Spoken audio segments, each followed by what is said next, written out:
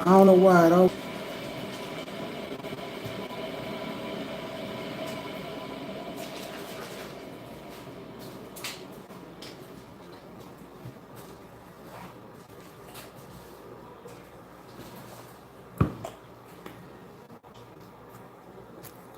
Yeah, sorry about that, man. So I'm gonna try to sum this up a little quicker. What I just said, do it one more time. Thank you, everybody, for tapping in. Um, Moorish military, Moorish army, Moorish navy, where they at though? You know what I mean? Where they at though? Um, the truth is, from my perspective, and sorry if you watched this before, I'm just redoing it one more time. Real simple. If if you see a if you see a Moorish American, you see a member of the temple, a Moorish national, if you see someone promoting, suggesting, um, pushing this agenda of establishing a Moorish army, a Moorish navy, a Moorish military, I would be very cautious about being around those people. Um, Me personally, I wouldn't associate myself with them, and I would ensure that I made a statement that I am not in agreement with that. Why? Can Moors not have a military? Can Moors not have a navy or an army or air force? What are you trying to say, Rami? I am saying there is groups like the Southern Poverty Law Center, and others, I'm sure, that are actively trying to associate Moors with domestic terrorism so that way they can oppress and try to stop this movement. In order for them to do that, they need Moors looking as if they are rebelling against the government, i.e., not refusing to pay taxes, um, being violent, saying that the laws don't apply to them, things of that nature. And I just see a setup happening. And so, on one level, I'm wanting Moors, or I'm suggesting, let me say it that way, I'm suggesting that Moors be very aware um, of the tactics that's going on. And I personally, in my opinion, would stay very far away from anyone anymore that is promoting this idea of a Moorish military. Because there's a domestic terrorism issue, there's that level. But aside from that, there is the issue of Noble Drew Ali never pushing that as a priority or one of the focus points of this movement, and like for me, again, I just think, well, if this wasn't a focus or a priority for him, why are these people saying it? Especially when we have so many other issues that we could focus on: education, health, economics, agriculture, spirituality, meditation, um, uh, international trade. There's so many other areas that we can focus on. So to the idea that people are wanting to prioritize the military before we have other things even established. We don't even have a school established. And I hear you can't be a nation if you don't have a military, or all that paperwork won't matter. You can't protect your nation if you don't have a army to protect you. Well, how about let's work on establishing ourselves first. Let's do that first. Then let's get to, if we are attacked and how we defend ourselves. We don't even have a process, a nationwide process to proclaim our nationality. And people are wanting to establish a military, an army. It's backwards, man. That don't make no sense. And on a deeper level,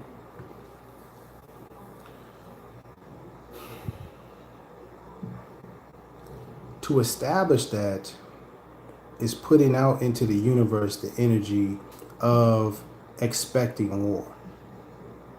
What about the mentality of expecting peace? What about a peace department? How come Moors aren't focusing on establishing a peace department first? Why are we going to the military first?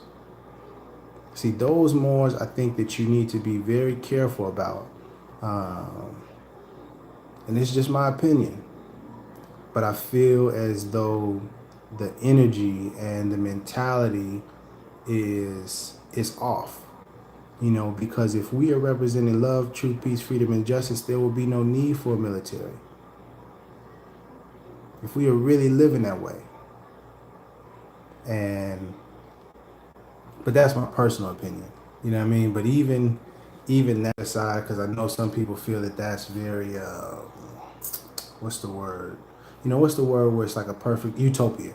Some people think that's utopian, to think that there can be a world with no war. Um, so let's leave the utopian things aside. Let's just focus on priority. What nation is attacking us right now?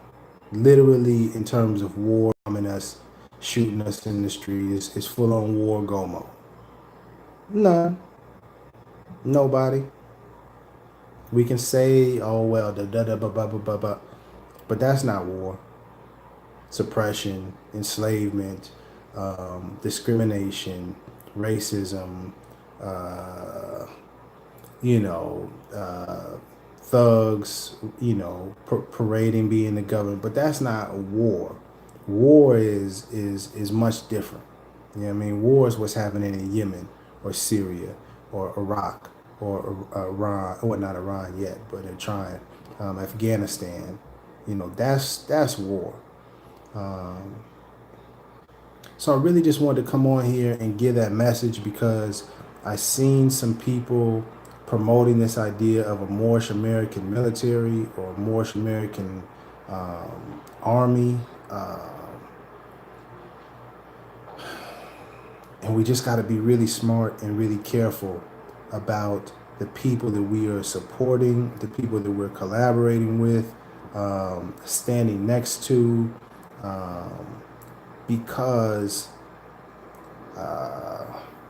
in these days and times, man, just associating with someone that is espousing things that could be seen as domestic terrorism can get you caught up in it. So we need to be very clear what we stand for and, be aware of the people around you and what they're promoting. You know what I mean? And just again, be cautious, man, because if someone is promoting that Moors need to establish an army or military, and that's how we're going to be safe, that's how we're going to protect our nation, I would be very careful of those people. I'd be very careful of those people, especially understanding our current condition as a nation. That shouldn't be the priority. That shouldn't be nowhere near the top of the list. And if it is, that says a lot about that person's character and their intentions and, their vision of what this is all about. Because this movement is about uplifting humanity, not warring with humanity. So I just want to say that little piece. Yeah, I think that's it.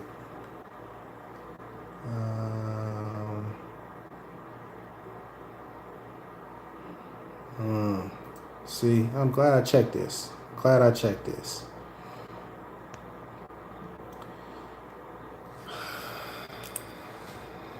Marvin Johnson. Who is warring with quote unquote us? Which nation has declared war against Moorish Americans? Or anyone, feel free to answer real quick. Show me the declaration. Show me where they said we have declared war against Moors. Just show me.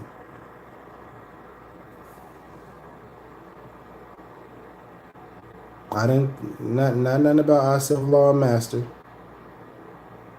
Who declared war? Because that's how it has to work. Hebrew Stevens Rex 84 plan is not a nation, is not an entity declaring war. Who? What nation? You said we're already at war. Who? Who is they? Who is the ops? Who is the enemy?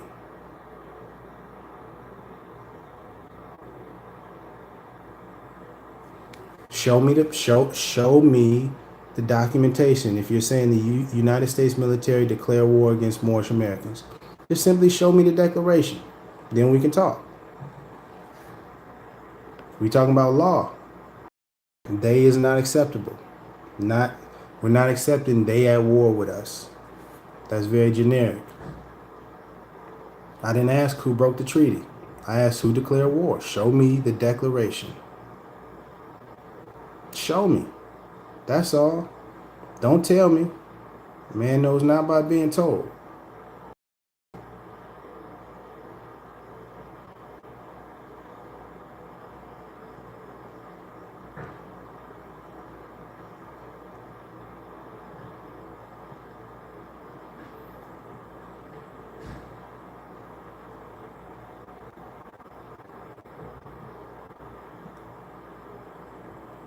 I'm waiting. Oh, wow.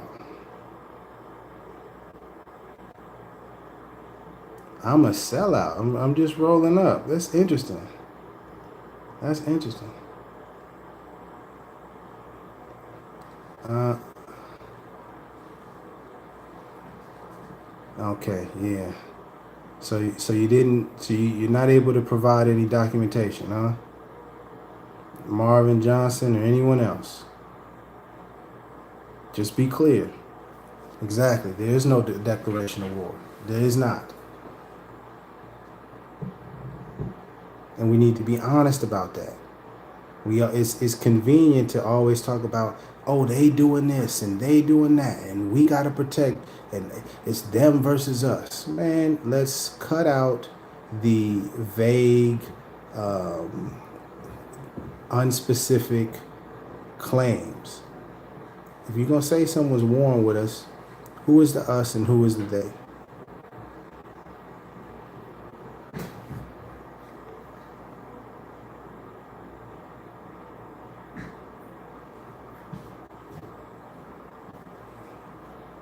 Nah.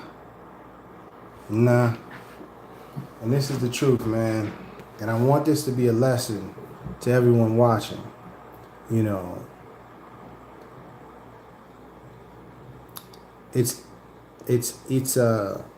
convenient when people are called out and they don't have an answer, rather than just admitting, you know what, I was wrong, I was mistaken, my apologies. Rather than just doing that, they consistently will change the issue at hand, redirect the topic, bring up another question that's not dealing with this at all, to avoid just simply admitting, you know what, I was mistaken. My bad. Marvin Johnson is an example of that. And I'm saying, and I'm saying this, you know, it's not personal to you, but I'm saying you claimed they are at war with us. I said, who is they? Where's the declaration? Show me the documentation. Show me some sort of evidence that they are at war with us. You can't. You can't identify who they is. I'm not sure who us is. And rather than continue back and forth, it's clear. And what I would ask anyone to do is, when you make a claim, be prepared to show the evidence for that. If you say such and such did this, then you should have the evidence to show, well, this is why I said that. And if you don't, then you should say, opinion is, or I believe, or I think, or I feel like, so that people understand it's your opinion and not a fact. And no, I won't call you because it's already clear. And also, as for I saw this, so let me just address it. Melanin Beauty, establishing consular courts and assisting in the process of nationalizing our active roles. No. Let's clarify. If we are trying to go from point A to point B, and you veer off and go 180 degrees, and now you're going back past point A and taking us farther away from point B than we originally started at, that is active in one sense. Yeah, you're actively doing something, but it's actively taking you farther away from where you're supposed to be. And that is what this consular court group is doing for Moorish Americans. That's what all of these groups that are outside trying to abandon the Moorish Science Temple of America and create their own thing and just do things their own way. That's what's happening. Going in a detour route that you don't know where it's going, and it actually leads you way off the path. And it may seem active, it may appear to be active or appear to be righteous, but it is not. And we have to be careful of following people that appear or seem to be like they're doing a good job or they're doing the right thing. We can't operate off of how things seem to be. Not with this. We got to be right and exact. And to do that, all you got to do is follow what Noble Ali said. It's just that simple. It ain't rocket science. It's more science. Let me see.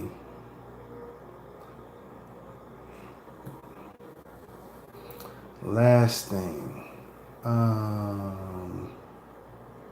Any other questions in regards to Moorish military?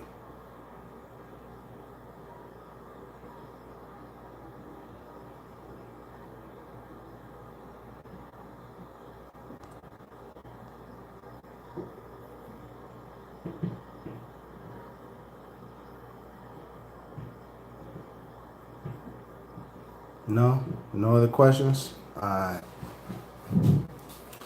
Well, in that case, appreciate you guys tapping in.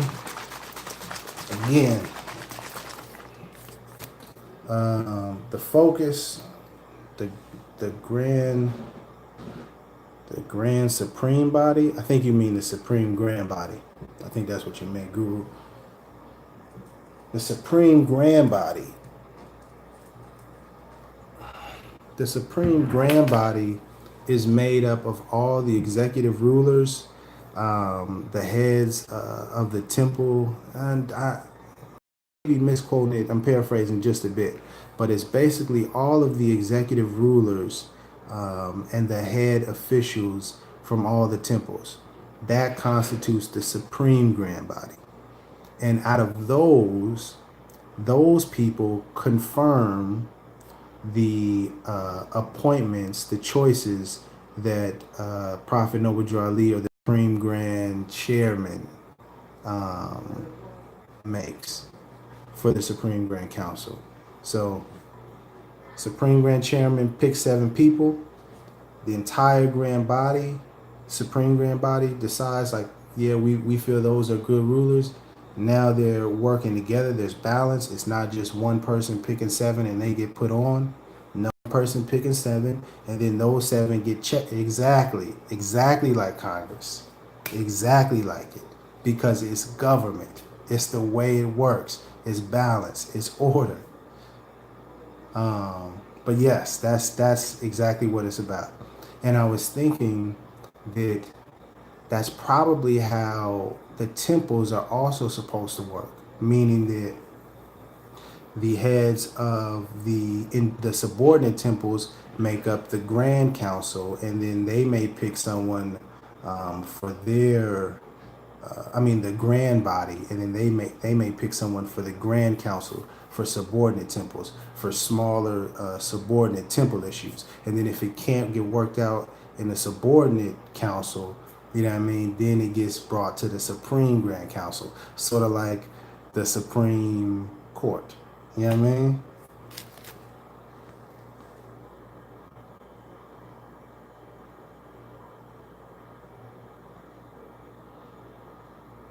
Can I talk about protecting ourselves with weapons against an enemy with weapons? No weapon formed against us shall prosper, or something like that. You know what I mean? Like, I say that jokingly, but I'm actually being serious. When we change our mentality and our frequency, we won't have to deal with that.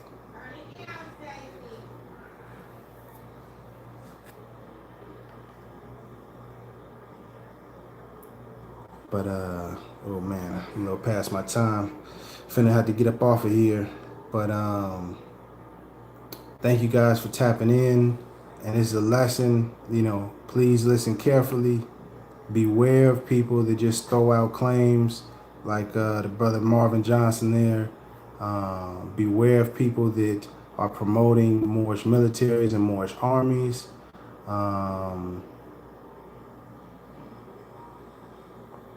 Study the Supreme Grand Council.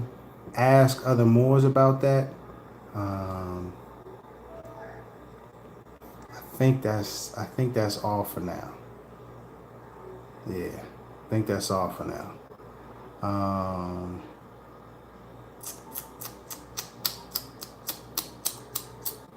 Well, let me say the last thing. What about the Mufti? What about the Muftis? I would say let's bring that discussion up to the Supreme Grand Council. How about that? If we want to talk about the Muftis and putting Muftis in position, let's bring that up with the Supreme Grand Council. And how should we proceed forward? Do you want to do that, Brother Jonathan Scott Bay? I don't know. See, because when we're talking about Muftis, we're talking about authority. And when we're talking about authority, well, the highest authority in the organization revolves around that Supreme Grand Council. So, that's my suggestion. You know what I mean? And yeah, I think that's it, man. For more, tap into me in the comment section.